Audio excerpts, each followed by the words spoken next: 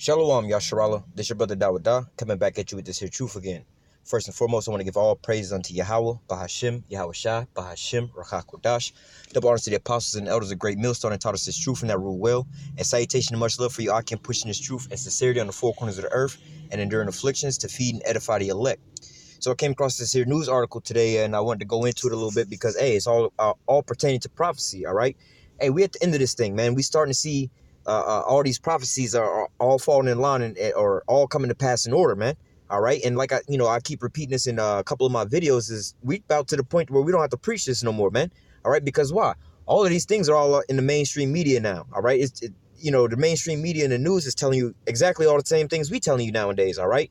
The prophecies that we was telling you about, sometimes seem far-fetched, a couple years back, telling you that, Russia and America are going to go to World War III against each other. You know what I'm saying? That was kind of far-fetched. But now you see it is developing. All right. Babylon the Great, is collapsing economically, but people will tell you, oh, this is the golden city, which it is, you know what I'm saying? Or the dollar is strong or whatever, whatnot. Yeah, I mean, it is because of how it's built. You see what I'm saying? It's the world reserve currency, or like the petrodollar, basically. But as we see the petrodollar is failing, that's the strength behind the American dollar. So just because there's a lot of it out there, which is actually a bad thing, you see what I'm saying? Once these other countries start using a different reserve currency, all right, that just pretty much makes this here currency here highly devalued, all right? And plus, hey, man, they already talking about, they passing bills about this now. They're not even talking about it. They passing bills about this now, which is raising the debt ceiling, all right? Because why? It's like, for, a layman's term, to give you the example, it's like, yo, you got a credit card, you maxed out your credit card. Let's say you had a limit of $500 in your credit card. You maxed out your credit card, all right? But now it's like, you kind of in a position where you need that credit card in order to make more money, all right? Which is kind of fucked up to be in that type of position, all right? But nevertheless, you done maxed out your credit card at $500, but you need to go and fill up your gas tank, let's say for instance, so you can go out there and go do some Ubering or whatever, whatnot, or to get to work so you can go pay off the debt, right? So what they're, so-called saying is like, you done reached your $500 limit, but however, we know that you need this here card to make money. All right. So what we're going to do is we're going to raise your limit to $700. So we'll give you an extra $200 to spend. Hopefully you can start paying off this here debt. All right. But in the end all be all, it's just like, that same example I just gave you in reality, man. If you don't got the money for it now, you're not going to have the money for it later. This is the scam behind like the Amscots and things like that, man. All right. Yeah, you may use that to, until you get your paycheck. But if you don't got the money now, all right, what makes you think you're going to have the money later plus the interest? You see what I'm saying? This is why it's a constant cycle. All right. But nevertheless, like I said, man, or like the scriptures say, all these prophecies, what is it, Habakkuk 2 and 3? All right, for the vision is yet for an appointed time. All right, though it tarry, wait for it. It shall surely come to pass, and it shall not tarry. All right, all these things we've been telling you about is what? It's all coming to pass right here, right now, man. All right, the RFID chip, which is the mark of the beast, is being implemented. All right, you see these systems go up. 5G is being implemented. All these different things are coming to pass right here as we speak. All right, so I want to go into this here article because this is another prophecy. All right, which is leading to the downfall of Babylon. All right, and basically the prophecy that we're going to get into is what, long story short, these shall hate the whore. All right, basically America's allies are all starting to turn on America, man. All right, when a lot of people talk about America ain't gonna get destroyed, America ain't gonna lose no war because America has like America actually has like one of the most technically advanced militaries on the planet Earth. All right. Up until this point in time, because we see that Russia, according to prophecy, all right, Ezekiel 38, all right, talk about prepare thyself in the company that are with thee, all right. But nevertheless, they're actually advancing in their military strength. So, they're actually becoming the number one military arm. But before that, America had the number one military when it comes to technology, all right. But they're being surpassed now, all right. But not only that, they was a part of what, NATO. All right, which is like a joint, it stands for the North Atlantic Treaty Organization, which is like a lot of other nations' military coming together. Or, for example, right, you got 10 different militaries, right, and they all got 100 different soldiers in their military, right. Now, each one of these militaries can afford to, not to say donate, but they can, not to say lend, but they could give off like 10 soldiers. You see what I'm saying? If each of these 10 militaries with 100 soldiers wind up, giving over 10 of their soldiers apiece, All right. Then you have one group of people. You got a 100-man army right there, man. All right. And each of these militaries only gave up 10 soldiers. So that's pretty much how NATO is, man. All these other nations, they all got militaries too, man. But nevertheless, they all give over some of their soldiers to be a part of this massive military, which was supposedly a threat to to combat the USSR. All right. But nevertheless, we starting to see these things are starting to crumble right now. All right. Which is going to leave America out there to dry, man.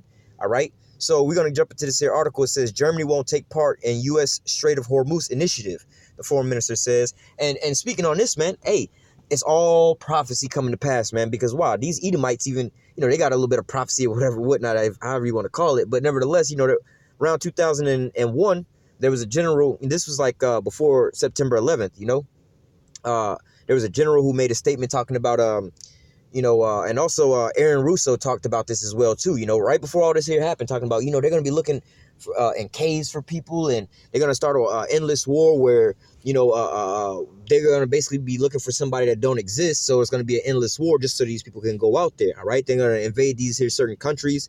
And the end all be all is they're going to end up going into Iran. All right. They named off a list of countries, and all these countries have basically been invaded by America in the last, 20 years or so, something like, since 2002 or 2003. All right. So nevertheless, they get into the end of this. All right. The last country that they wanted to go into was Iran. All right. And now you see on the news, this is what the big talk is about. Oh, they're supporting terrorists. They're doing this. They're doing that. And so on and so forth to, predictively program or get everybody preconditioned to the war that they're about to have over in Iran. All right. Because why? Basically, the American population and most regular civilians don't really give a fuck about the shit that the government be doing, man. All right. And I always say this. It's like, yo, man, when these Americans here be talking about, oh, the Iranians don't like us, the Iraqis don't like us, the North Koreans don't like. Well, a lot of them don't like you because of the shit that this country is doing to their people, man. You over there flying over there, bombing them people, shooting them with depleted uranium bullet shells and things like that. You wouldn't like them either. However, all right, there's certain things that's going on with these here nations that what's called propaganda that America spews out to make their civilians not like these other people, so that they'll be okay with going to war with these people. All right. Just like before 9/11. All right. A lot of Americans didn't know what the fuck Afghanistan was, where Afghanistan was. They might have known about Iraq and things like that. But nevertheless, they had came out with the so-called new Pearl Harbor attack and got everybody on board, man.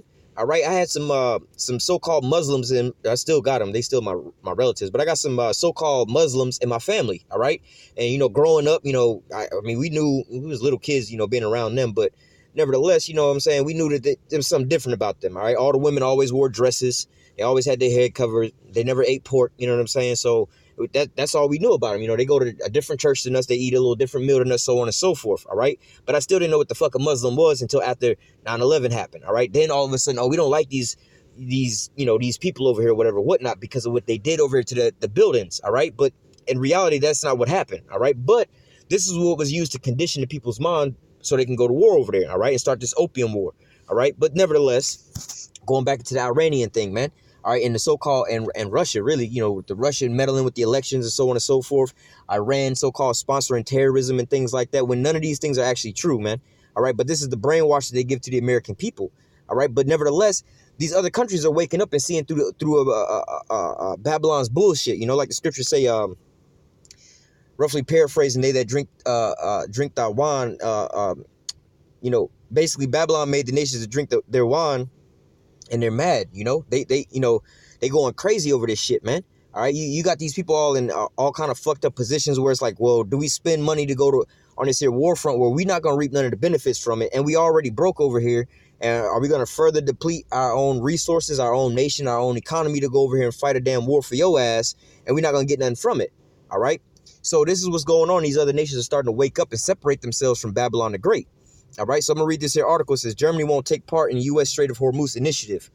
Germany will refuse to take part in the U.S.-led maritime mission in the Strait of Hormuz. And notice here it says U.S.-led. All right, the America be going through all these other countries and invading their ass. And they the ones that be calling all their allies to the table to go out and fight alongside with them. All right, but America's the one that's reaping all the benefits and is how do I say? You could say the sole superpower on the planet Earth, to where if you know what I'm saying, or what country was that? I think it was dealing with Iran, where with the nuclear deal after America pulled out of it, all right, they was like, well, look, if any nation deal with them, all right, then we're going to put sanctions on you. And this go to our allies as well, too. So what? Nobody's safe, all right? But continuing on, it says, Germany will refuse to take part in the U.S.-led maritime mission in the Strait of Hormuz, Foreign Minister Heiko Maas announced. Maas said that there cannot be a military solution to the current crisis in the Persian Gulf, all right? So they trying to go, they're doing all that they can do to not have to go in here and start another war, man. All right, because all of these wars cost money, it costs resources, it lowers the morality of the civilians in that country, man. The more and more of their relatives and family members that are coming back in body bags and things like that, being blown apart, having to come back with these war stories, being deployed, man. These things take toll on the civilians and the regular population, all right? So they getting tired of these things, all right?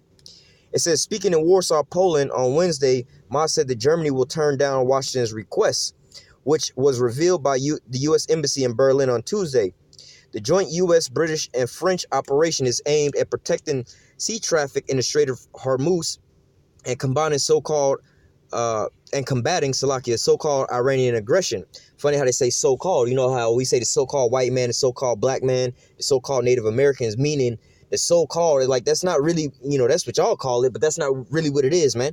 All right, so this is some so-called Iranian aggression. It's not really Iranian aggression, bro. It's like, yo, you surrounding this motherfucker's house and shit like that, you know what I'm saying? And they taking a defensive posture, you know what I'm saying? It's just like, yo, you know what I'm saying? Let's say you at your house, chilling in your house, whatever, whatnot. All of a sudden, like 35, 40 different cars pull up to your house. You know what I'm saying? They all surrounding your house and whatever, whatnot. And you looking out the blinds like, what the fuck is going on? You might go grab your piece or whatever just in case these motherfuckers want to roll on your ass. You be prepared for it, But it's not like you just pulled out a gun on somebody that was unwarranted. It's like, nah, man, I'm taking precautions because look at you motherfuckers surrounding me. All right? So this is what's going on. It's not Iranian aggression, man. All right? The mission was conceived following Iran's seizure of British flag Stena Imperial oil tanker earlier this month. Itself widely considered to be a tit-for-tat response to Berlin's seizure of an Iranian tanker off the coast of Gibraltar several weeks ago.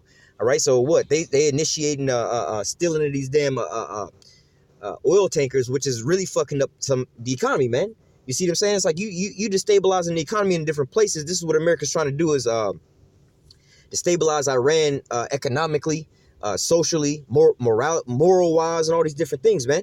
All right, so when things start popping off, the Iranian or any country, they can't rally up their people against the actual enemy. All right, this is what happened in what they call the so-called Arab Spring uprisings and things like that. All right, they didn't have they turned the people against their leaders, so and made the people go and look to America for salvation.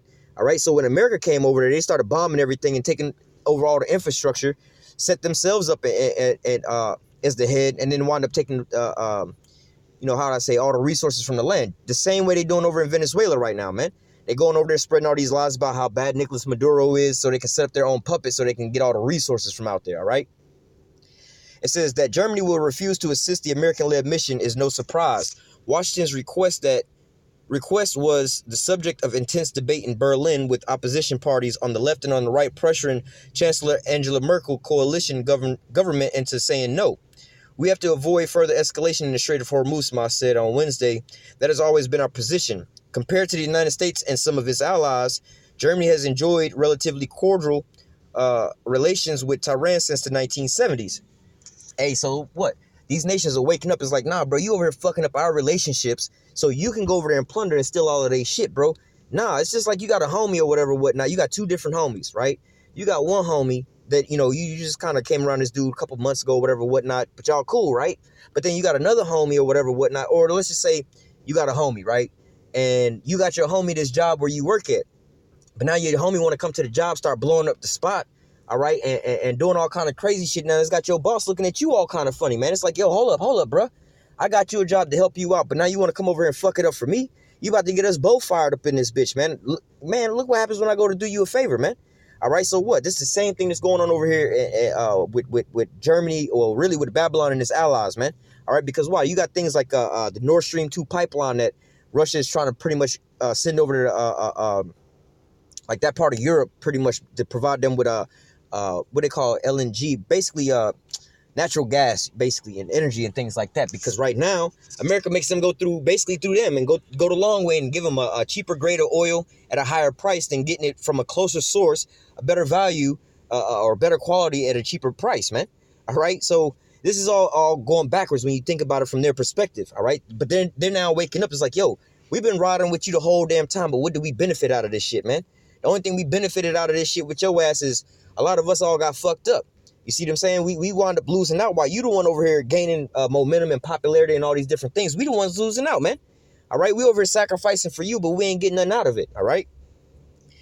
It says Germany remains party to the 2015 Joint Comprehensive Plan of Action, or Iran nuclear deal, a landmark agreement that granted Iran sanctions relief in exchange for a curb on its nuclear weapons program.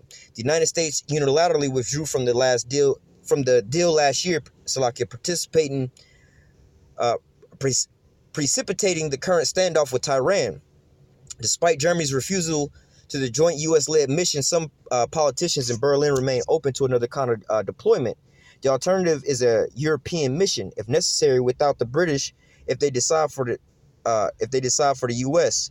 Norbert Regatten, a member of Merkel's CDU party, told German media on Tuesday. So what? You starting to see America's allies, or basically the EU, a lot of these European Union countries, or a lot of these European countries, now they starting to look at each other. It's like, you know what? Maybe if we started banding together and fuck America, we'd be better off than where we at now. Because why? We in a bad position right now due to all the different things, us following after the lead of Babylon, all right?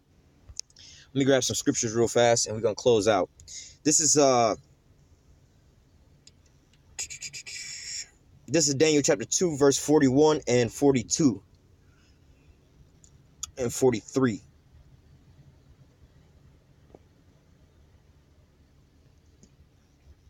Daniel chapter 2 and verse 41.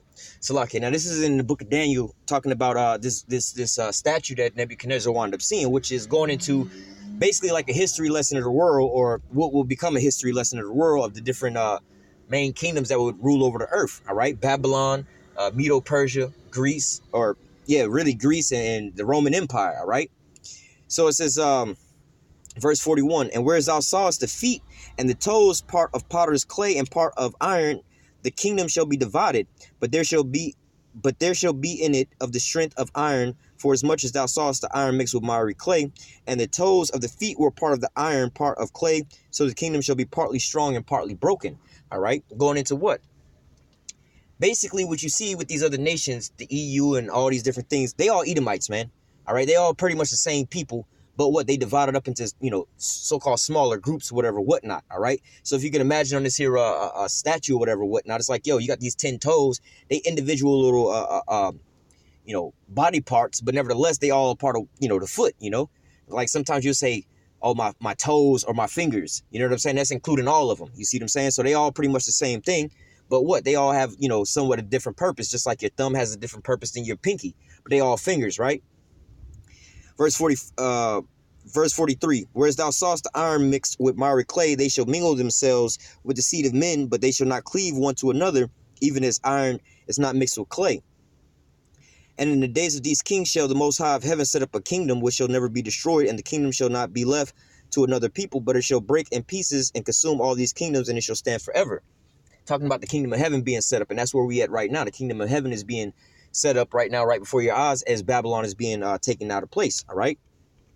So I'm gonna go from there to the book of Revelation, chapter 17, and verse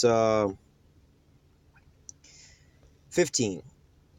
All right. Well, let me go to verse 14, because this is going right where we just was reading it. All right. Same thing, pretty much. All right. We seen these people together, but then they, when you're reading that prophecy, there was a small stone that came, and smote the statue at his foot, and it broke in pieces this here image, and then it grew into this great mountain, which was the kingdom of heaven. All right.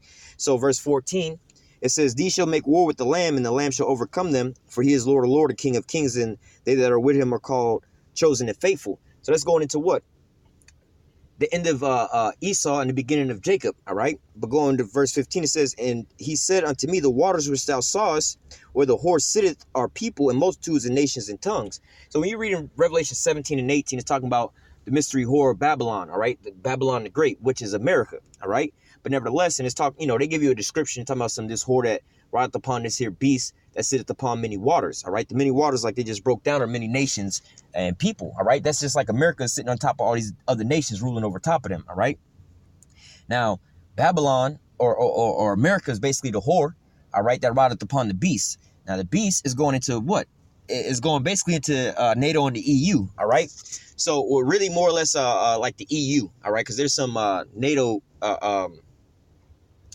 countries that's not really a part of that, all right? But nevertheless, like you got Turkey and stuff like that. But nevertheless, you know what I'm saying? These people are all going to come against America, all right? Verse 16, and the 10 horns which thou sawest upon the beast, all right? These shall hate the whore, and shall make her desolate and naked, and shall eat her flesh, and shall burn her with fire. All right. So nevertheless, this is going into what? This is going into America's allies. All right. Like how the scripture just said it should be partly strong and partly broken. All right. But nevertheless, you see some of these nations that can't, well, America is crumbling because why? It's not as strong as it used to be. They have to keep printing more money to get themselves out of debt, man. It's like looking at a person with a credit card. Yeah, they got a lot of credit card spending. They continuously shopping, but they got to keep applying for credit cards and they can't pay none of their bills. So eventually it's going to catch up to them, man. All right. And that's what's going on with America. But America's a lot stronger than these other nations because of what? The petrodollar. All right. But these other countries, they're not just printing out money whenever they're running out of money. You see what I'm saying? Only America's really doing that. All right. But nevertheless, this is the point in time where they're starting to wake up and they're starting to see what the benefits of riding with Babylon really is, man. They counting the cost. And now they seeing it's like, yo, actually, we losing out here, man. All right. Yeah, I can get this here credit card right now, go spend. But the amount of interest that's on this bitch is ridiculous. You see what I'm saying? Like you go get certain loans or buy here, pay here cars or whatever, whatnot. The car could only cost you $5,000. But by the time you get done paying for the damn car with all the interest, you done paid $25,000 for the car, man. You done paid $20,000 in interest. He's like, you know what? It's better off for me not to get this here car from this buy here, pay here. Yeah, the payments are cheap, $99 a month. I'd rather pay $500, $700 a month than pay the car off in a lot quicker time, not wind up having to pay $25,000 or $20,000 in interest, all right, for a $5,000 car. You got to sit there and count the cost of what you're really paying for, all right? And this is what these nations are doing, all right? Revelation 17 and 16 again, it says, and the 10 horns which thou sawest upon the beast, these shall hate the whore, and shall make her desolate and naked, and shall eat her flesh and burn her with fire, all right? For the Most High have put in their hearts to fulfill his will and to agree and to give their kingdom unto the beast, and to the words of the Most High shall be fulfilled. And the woman which thou sawest is that great city which reigneth over the kings of the earth. So what? Babylon, all right, is being set up for the okie doke, man. All right, I'm going to grab one more precept which is going to show all of this. All right, this is Obadiah 1 and 7. It says, all the men of thy confederacy, all right, all the men that's gathered together with you, they in league with you, all right. It says, all the men of thy confederacy have brought thee even to the border. All right, brought you out to the war front, man. All right, the men that were at peace with thee have deceived thee and prevailed against thee, and they that eat thy bread has laid a wound under thee, and there's no understanding in him. All right, so all these different shit. Let me keep reading. Verse 8. Shall I not in that day, saith Yahweh, even destroy the wise men out of Edom, and the understanding out of the mount of Esau?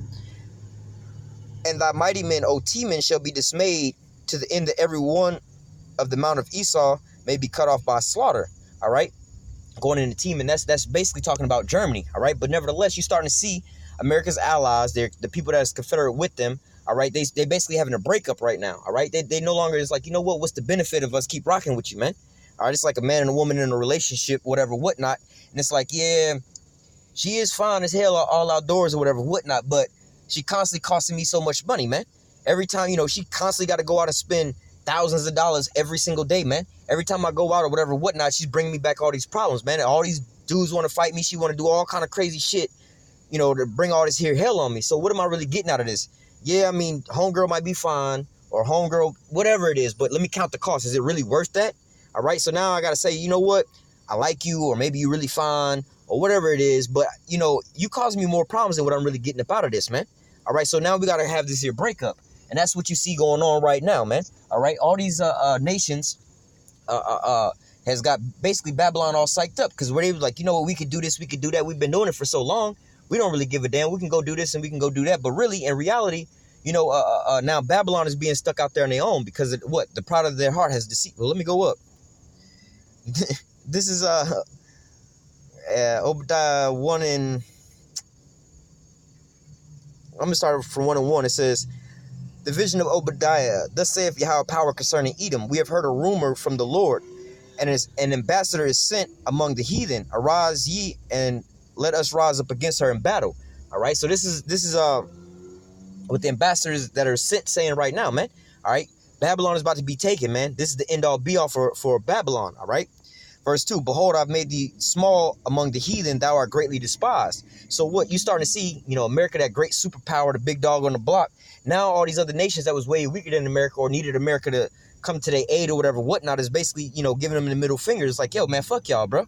What y'all wanting to do? You can see that with Turkey, man. All right, Turkey was one of their allies, but then America was like, don't buy that S-400. And Turkey was like, we already bought it.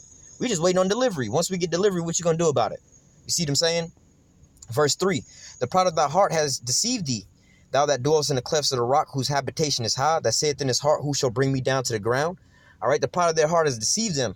All right, because they think from, back in the olden days, you know what I'm saying? First of all, Revelations, 6:6 or 6:4 talk about that red horse that was given that great sword, in Genesis 27 and 39 and 40, talk about, Esau's blessing was going to be the sword. He was going to live by a sword. All right, so what? He's been going throughout the whole earth, devouring the whole earth. All right, hammering the whole earth and getting away with it. So what? He's all puffed up, man. It's like you got somebody, like let's say Muhammad Ali, right? Float like a butterfly, sting like a bee. I knock him out on 1, 2, 3, whatever, whatnot, But the first time he didn't got knocked down, oh shit. You know what I'm saying? That pride, he had so much pride or whatever, whatnot, and he never thought he was going to get knocked down, let alone knocked out. So the first time he got knocked down, he was just playing with the dude at first, and homeboy got knocked down. Then he actually got up and wiped that smile off his face, like, oh shit, now I got to actually dig in. You know what I'm saying? Now I got to actually work, man. I didn't actually got hit this time, man. Now he's actually waking up from all this here pride, all right? And this is what's going on with Babylon. But what? Babylon ain't going to be healed, man. They're not going to turn away from their pride, man. They're going to keep going. They're going to keep going to the far max, man. All right? Verse 3 again. The pride of thy heart has deceived thee, thou that dwellest in the clefts of the rock. All right? Thou that dwellest in the clefts of the rock. That's where you get the term Caucasian from. Because they originally come from the Caucasus Mountain. Well, not originally, but they, around, what is that, 740... I believe it was around 740 AD is when they came about the Caucasus Mountains over there on the border of Georgia, Russia, man. All right. That's where they get the name Caucasians from. They come out of the Caucasus Mountains. But nevertheless, the pride of thy heart has deceived thee, thou that dwellest in the clefts of the rock, whose habitation is high, that saith in his heart, who shall bring me down to the ground? All right. This is what they say in their heart. America going to go on forever. Long live America, Oh, we ain't going to never be stopped. Our military is the greatest in the whole earth, man. You got these people walking around in pride. Oh, now we ain't worried about shit. But guess what? What is America without all of his allies, man?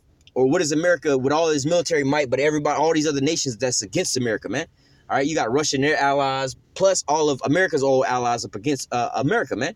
All right, there's no place for America to run, no place for them to hide, no place for them to get resources, nobody to call for backup, man.